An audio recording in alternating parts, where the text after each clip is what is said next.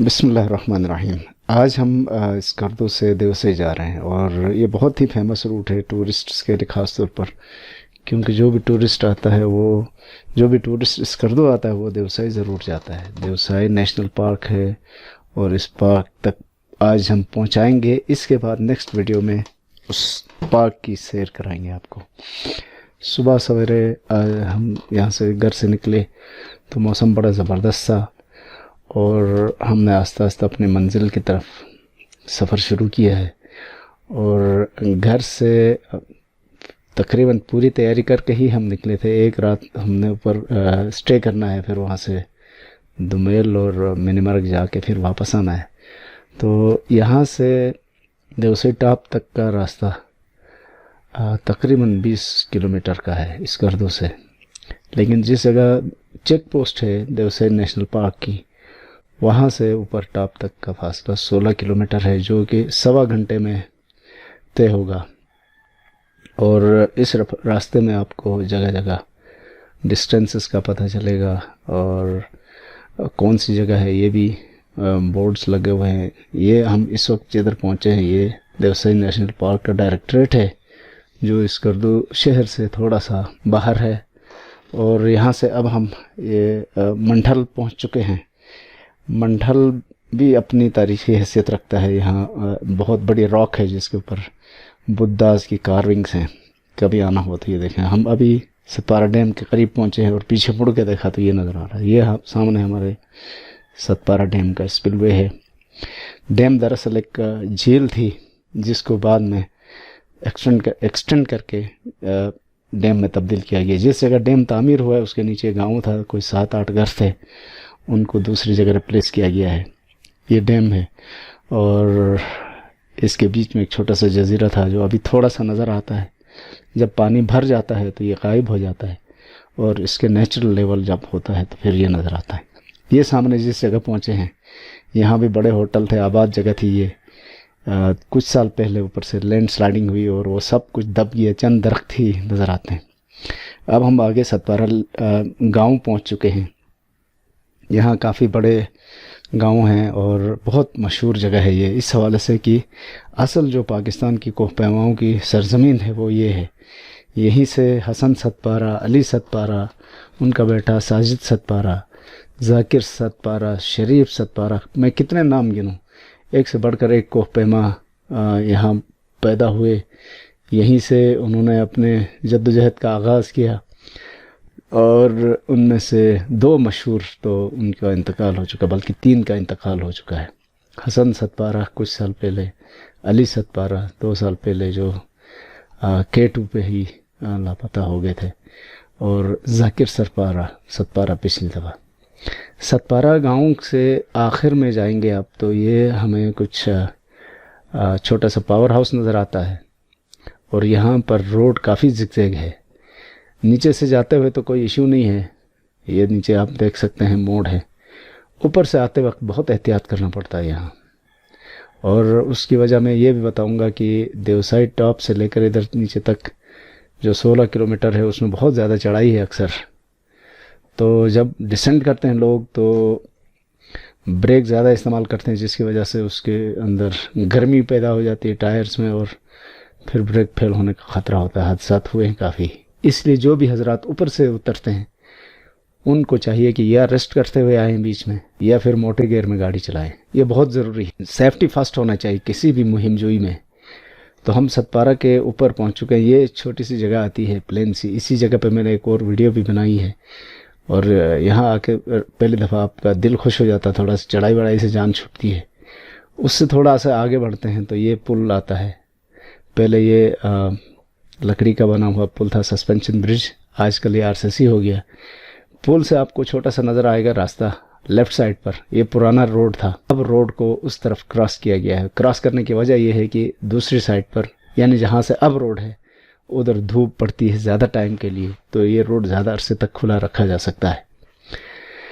तो यहाँ से नया और पुराना रोड पैरेलल चल रहे हैं। वादी तंग होती चली जा रही है, लेकिन जो आप ऊपर जाते हैं एक हवा में एक और खुनकी का एहसास होता है जो नीचे से मुख्तलिफ है।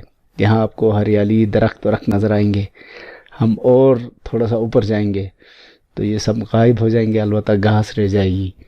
مینس کہ دیوسائی ٹمبر لائن سے اونچا علاقہ جہاں لکڑی والی چیزیں نہیں ہیں. تو ہم ابھی مسلسل بڑھ رہے ہیں آگے. یہ علاقہ جو ہے اسٹیپ ہے بہت، اور یہاں پر لینڈ سلائڈنگ عام طور پر نہیں ہوتی ہے. سردیوں میں جب برف پڑتی ہے، پہاڑوں سے برف سرک کے نیچے آتی ہے، وہ پھر اس پوری ویلی کو بند کر دیتی ہے. روڈ بھی اسی لیے بند ہو جاتا ہے. ہم نے تھوڑی سی سن بلاک کریم لگانے کی کوشش کی ہے، یہ بہت ضروری ہے. ادروائز اس کا یہ جو دیوسائی کی دھوپ ہے، الٹرا وائلٹ انڈیکس اس کا بہت ہائی ہے، اس لیے جلد اتر جاتی ہے.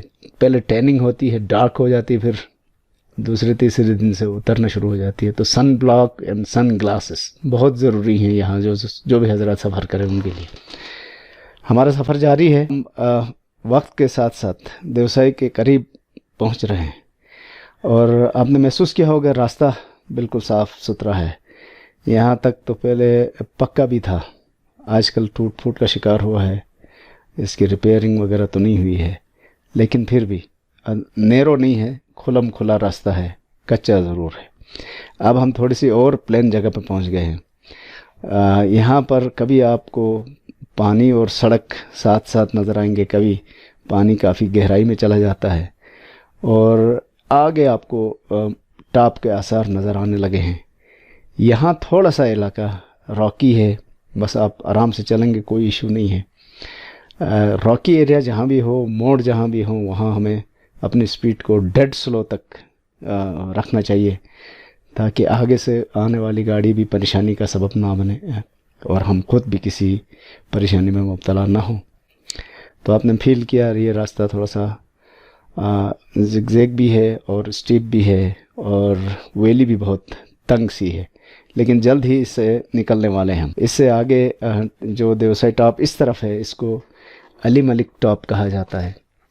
علی ملک ٹاپ پر ہم پہنچیں گے تو دیوسائی کا آغاز ہوگا. دیوسائی پلیٹو کے بارے میں 2-4 باتیں مشہور ہیں. اس کو روف آف دا ارتھ بھی کہا جاتا ہے، اس کو سیکنڈ ہائیسٹ پلیٹو بھی کہا جاتا ہے، اس کو دیوسائی پلین بھی کہا جاتا ہے. دیوسائی کے میدان جس کا جو جی چاہے کہے، تقریباً 3000 اسکوائر کلومیٹر کا یہ علاقہ ہے پھیلا ہوا. اتنے اونچے پہاڑوں کے اوپر جا کر بالکل میدان، اور وہاں پہاڑ بہت چھوٹے چھوٹے سے لگنے لگتے ہیں، تو آپ کو مزہ آئے گا. ابھی ہم دیوسائی ٹاپ کے قریب پہنچ چکے ہیں. میں نے کہا اس سائٹ کا جو ٹاپ ہے اس کو علی ملک ٹاپ کہا جاتا ہے، کیونکہ ٹاپ کی بات اس لیے ہے، دراصل یہ درے ہیں، اور دیوسائی پہنچنے کے راستوں کے اختتام یا دیوسائی کے آغاز یہاں سے ہوتا ہے. کئی پوائنٹس ہیں ایسے، کسی کو علی ملک ٹاپ، کسی کو بریلا، کسی کو اور کوئی اللہ، اس طرح نام دیے گئے ہیں. مثلا شابان ٹاپ ہے، مرتضیٰ ٹاپ ہے، یہ سارے دیوسائی کے مختلف اطراف میں پھیلے ہوئے ہیں. اور ہم وہ دیوسائی والی بات تو بعد میں بھی کریں گے. ابھی ہم علی ملک ٹاپ کے بہت قریب پہنچ چکے ہیں، اور یہ اس کے آثار شروع ہو گئے ہیں. آثار کا آغاز کچھ موڑ سے ہوتا ہے. ابھی دیکھنے میں آپ کو بالکل پلین لگتا ہے روڈ، جیسے ہی ہم ان موڑز کے قریب پہنچیں گے تو پھر آپ کو اندازہ ہوگا کہ کافی چڑھائی ہے، اور یہ کبھی بہت ڈینجرس چڑھائی تھی، جس کو ابھی موڑ لگا کر اس کو کم کیا گیا ہے، اور اس لیے اب بہت سیف ہے. عام حالات میں تو کوئی ایشو نہیں ہے. تھوڑی سی آپ کو محسوس ہو رہی ہے ڈسٹ اڑ رہی ہے، لیکن جب بارش ہو تو بہت احتیاط کرنے کی ضرورت ہوتی ہے، تھوڑی سی سلپری ہو جاتی ہے جگہ. ڈسٹ سے ایک اور چیز آپ کو بتائیں، اس سال اوورآل پاکستان میں بارشیں بہت کم ہوئی ہیں، اور جب ہوئی ہیں تو بلک میں ہوئی ہیں، تو اس کا فائدہ نہیں ہے. یعنی تقریباً جولائی کے آغاز تک بارشیں نہ ہونے کے برابر تھیں، جس کی وجہ سے ہریالی بہت متاثر ہوئی ہے. یہ بات ہم نے دیوسائی میں بھی محسوس کی، آگے استور سائٹ پر بھی یہی لگا ہمیں، اور اس سے پہلے کشمیر گئے تھے، وہاں بھی یہی حال تھا، اور دھمیل منیمرگ جو اتنے ہرے بھرے علاقے تھے وہاں بھی یہ محسوس کیا. تو دیوسائی میں یا اس کے آس پاس میں آپ دیکھیں ڈسٹ بہت زیادہ ہے اب بھی، حالانکہ یہ اگست کا سیزن ہے، اور اگست میں بارشیں کافی ہوئی ہیں، بلک میں بہت زیادہ اوور کہہ سکتے ہیں ہم بارش تو ہوئی لیکن اس سے ہریالی بحال نہیں ہو سکی، اس لیے کہ یہ بارشیں بہت لیٹ ہوئی ہیں۔ دیوسائی کا موسم ہی بہت ہی محدود ہے۔ موسم سے مراد یہاں کے جو سمجھے پلانٹ اور دوسرے جانداروں کے لیے جو سوٹیبل موسم ہے وہ چند مہینوں پر مشتمل ہے، اور وہ آدھے مہینے ایسے ہی گزر گئے بارش کے بغیر، لہٰذا یہاں ہریالی تقریباً ختم ہونے لگی تھی کہ بارش ہوئی تو تھوڑی بحالی ہوئی ہے۔ یہ 2-4 موڑ ہیں، اور اکتوبر نومبر میں یہاں سے گزرنا بہت مشکل ہوتا ہے، بہت احتیاط کی ضرورت ہوتی ہے، کیونکہ یہاں چھوٹے چھوٹے پانی کے چشمے تو میں نہیں کہہ سکتا، میں آپ کو دکھاؤں گا، گیلا پن ہوتا ہے وہی جم جاتا ہے پانی، اور اتنا آئس بن جاتی ہے سلپری کی گاڑیوں کا گزر مشکل ہو جاتا ہے۔ تو اس وقت تو یہ اچھے لگتے ہیں لیکن اس وقت یہ اچھے نہیں لگتے۔ مثلا یہ ہمارے سامنے یہ تھوڑی سی نمی ہے نا، اسی سے پانی اتنا نیچے آتا ہے کہ اس روڈ کو بلاک کر سکتا ہے وہ۔ یہ ٹاپ کے بالکل قریب کے مناظر ہیں، اور یہاں کسی زمانے میں اس روڈ کو پکا کرنے کے لیے بجری بچھائی گئی تھی، پھر پتہ نہیں کیوں اس کو چھوڑ دیا گیا، وہ بجری روڈ پہ ہی پھیل کے چلنا پھرنا دشوار کر گئی ہے۔